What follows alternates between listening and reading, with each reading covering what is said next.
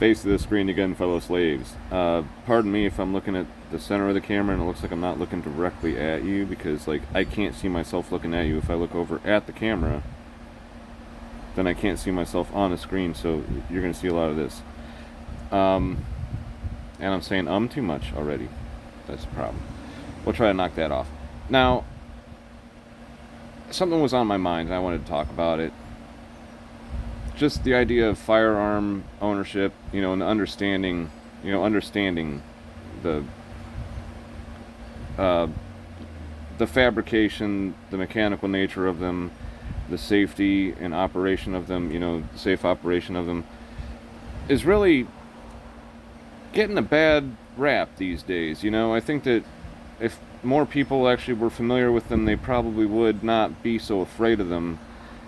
And people that would seek to subdue us are trying to take them away from people, and I'm really not down with that. I think that that's a bad direction to go into. I would prefer to see more people just not necessarily like take up arms and have a revolution, but just like become familiar and be able to defend themselves. They're called equalizers. Firearms are called equalizers for a reason, and there's again. But I really just think that, well, actually, let me tell you something. This math is old. It's a few years old, and I just did it in my head for the most part. Or actually, I did use a calculator some. But I just basically squared up the numbers. Like, if America has more guns than people, and the UK, for example, has less guns than people, or they've been taking the guns away for a long time, and the people are only allowed to maybe store them in a safe, or they're only able to keep them at the range where they like to practice their sporting rifles or whatever, they do actually have some guns over there.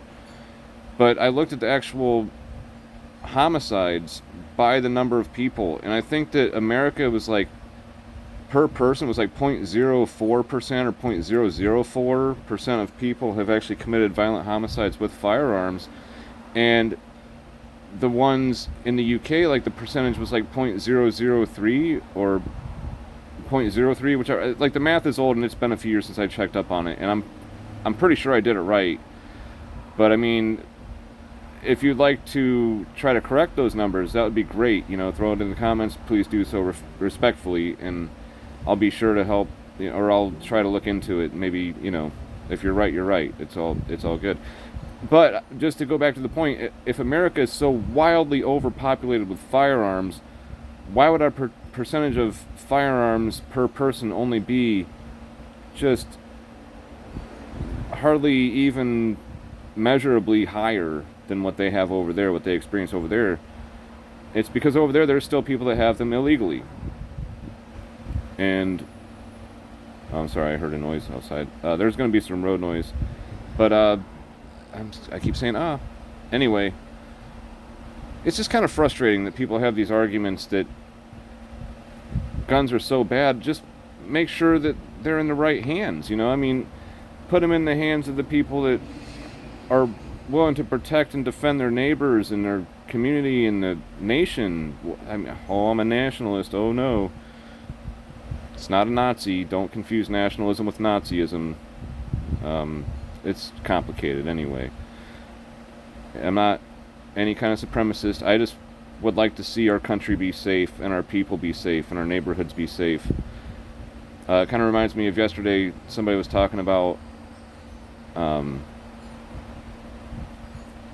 they mentioned the Klan, and I was just like, well, the Klan did start out as, this is what their story, anyway, this is their side of the story. I'm not saying it is even really true, but I'm just going to recant it here, and I hope I don't get banned for this, but they started basically as a neighborhood watch. Like, the cops weren't doing their jobs in the area, to the perception of the people that started the Klan, they did not believe that the local law enforcement was doing their job properly. And you know what? Fast forward to when the Black Panthers formed, and they started the same way, and both groups got co-opted by radicals. Both of them. Ask Malcolm X, except you can't because he got assassinated. It's crazy. It's a crazy world, and the world's on fire right now. Look at the UK. Look at their police. They're taking a side against their own countrymen, the natives. I have no problem against immigration. You know, it's fine, but when it's forced by a government, and then those people are receiving firearms, when the people that already have lived in England for their whole lives are banned from owning firearms, you know, and then they try to poke them into riots and make them fight each other, you know, it's really just gotten to be a messed up world. I gotta pause this for a second. Okay, sorry for that. Anyway, even some other immigrants that have been there for a long time aren't really happy with the situation either. They're like, they've been there for a while, they've been paying the taxes, they're paying for these other people to just come and get a free ride, and then they find out that those people are getting delivered firearms in the mail, and then you just gotta ask yourself, well, of course, the lady I was listening to was asking the question, what do you think is going to happen? Or don't play into it, is what she was saying. She's smart. I kind of agree with her quite a bit. They want us to riot, they want us to fight, they want us to kill each other. So if we play into that, then we're bad, you know. Now, the problem is, though, when there is the Civil War, the people that have the guns are going to be the B team, the replacement squad, you know what I'm saying? And that leads to the question, why? Why would the government be doing that to their own people? I'll tell you why I think it is. It's because the governments are afraid of their own people, because time and again, people eventually will correct problems. And the government's not interested in correcting problems.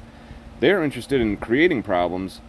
That way they can maintain relevance in our lives and just, oh, elect me again, I'll fix the problem that I started last year or last, 5 years ago. Plato wrote about that 2,000 years ago, approximately. So if you believe in ancient Greece, that is, whatever. But, like, he was right. They make themselves relevant by creating problems, not solving them. You see someone like Nancy Pelosi just dump her stock right before the stock market crashes, and it's like, oh, how'd you know to dump that? Oh, a little birdie told me. Give me a break, I'm against it, but the fires are spreading. I really don't want to see the world on fire, and I don't like the way things are going, and just it's really sad,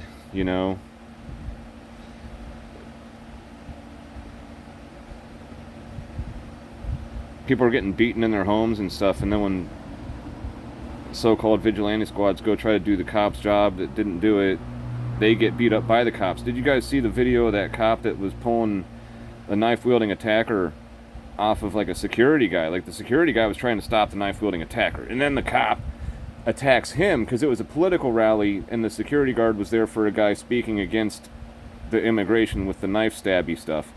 So, like, that cop was already raring to go and attack that security guard, even though the security guard was in the right. And unfortunately, the security guard got pulled off of the knife wielder, and the knife wielder got up and stabbed the cop in the neck and killed him. He died a few hours or a day later, whatever. But he was on the wrong side. I love cops. Trust your local police.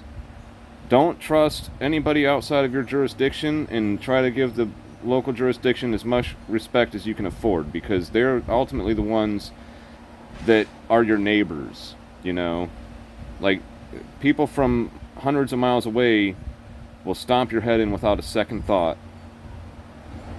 And they do it. So that's the problem with a lot of these police forces and stuff these days, is they're trying to insert like a national presence and have more of a wide umbrella to have everybody have this better communication and have more resources. No, just in your county, get to know your sheriff. Your sheriff is the man. You can, or woman, whatever, but the sheriff is the person you can vote for if you believe in voting at all. Vote for that person that's good, support their department, and hold them accountable. Because they're the only ones you can even try to hold accountable. Are you going to tell somebody in Washington, D.C. what to do? No. So, and also these sheriffs, you know, like their deputies, everybody, like they have to look their neighbors in the eye, you know, like if they do a lot of bad stuff in their jurisdiction, then people eventually find out how to take care of that. And I'm not advocating for that. I'm just saying that, like, they know that they have that pressure where, like, somebody from 5 states away has no reason to give a shit.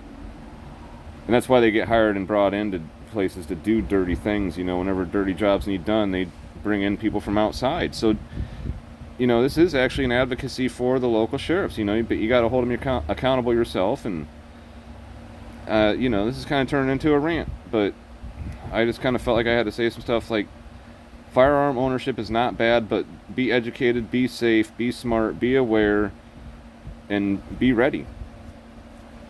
Because things are happening. Don't forget to face the screen. Like, share, subscribe. And please, if you do have any disagreement with what I've said here, comment. But please, like, again, respectfully, I would appreciate that. Thank you.